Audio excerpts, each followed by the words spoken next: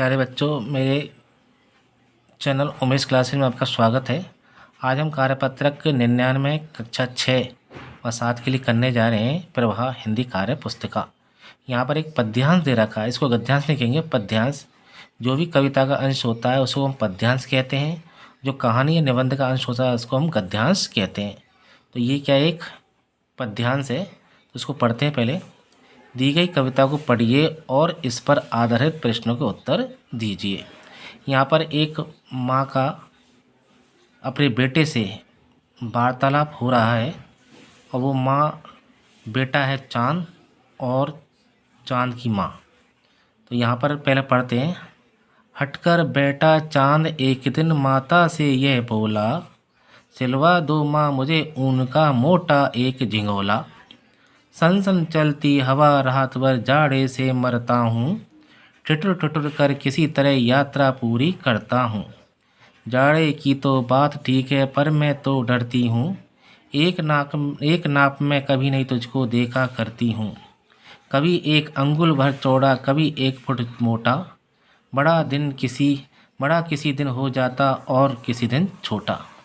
यहाँ पर चाँद का अपनी माँ से वार्तालाप हो रहा है। तो चाँद कहता है कि माँ, मुझे एक ऊन का मोटा सा झिंगोला सिलवा दो, यानी कि एक ऊन का मोटा सा वस्त्र सिलवा के दे दो, क्योंकि सर्दी के समय में रात भर जो हवा चलती है ठंडी ठंडी, मैं उससे मरता रहता हूँ, अर्थात मुझे ठंड लगती है रात को और मुझे पूरी रात जागना पड़ता है और मैं पूरी रात ठिठुर ठिठुर कर ये अपनी यात्रा पूरी करता हूँ।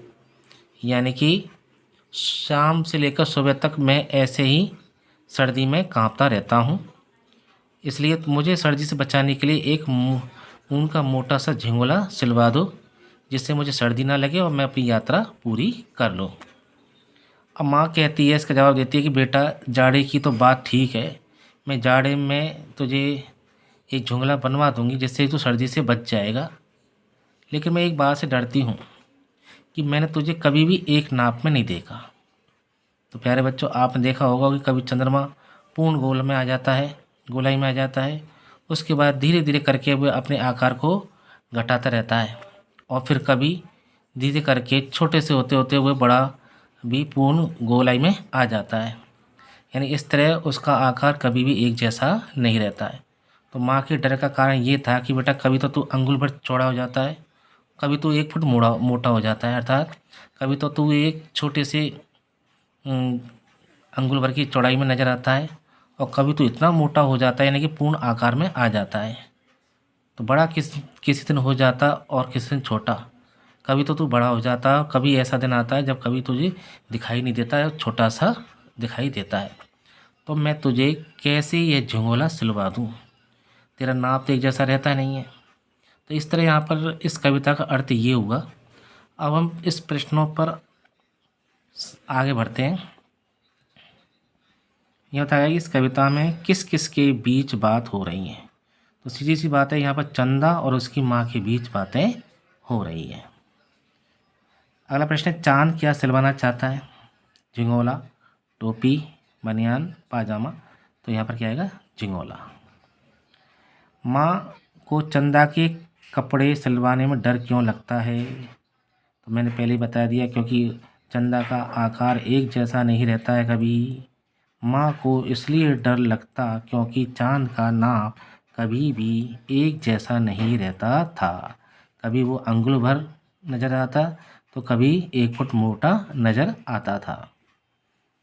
अगला प्रश्न, लास्ट प्रश्न है कि इस कविता में चंदा और उसकी माँ के बीच बातचीत हो रही है, इस बातचीत को अपने शब्दों में लिखिए। तो मैंने यहाँ लिखा है, एक दिन चांद ने जिद पकड़ ली और माँ से बोला कि हे माँ, मुझे रात को ठंड लगती है, मुझे एक झिंगोला सिलवा दो, यानी कि एक ऊन का वस्त्र सिलवा दो। मैं रात में ठिठुरता हूँ। माँ ने कहा, बात तो ठीक है पर मैं डरती हूँ क्योंकि तुम्हारा आकार सदैव एक जैसा नहीं रहता, कभी तुम मोटे तो कभी छोटे हो जाते हो। इस तरह माँ और चंदा के बीच यह बातचीत हुई। प्यारे बच्चों, आप भी इस कार्यपत्रक 99 की सहायता लेकर अपने कार्यपत्र 99 को कर सकते हो। प्यारे बच्चों, अगर ये मेरा वीडियो आपको पसंद आए तो इसको लाइक करें, सब्सक्राइब करें और नोटिफिकेशन पे बटन दबाएं, जिसके कारण आपको कोई भी मेरा द्वारा जो वीडियो डाला जाता है तो उसको आपकी सूचना मिल सके। तो अगले कार्यपत्रक में मिलते हैं, तब तक के लिए धन्यवाद।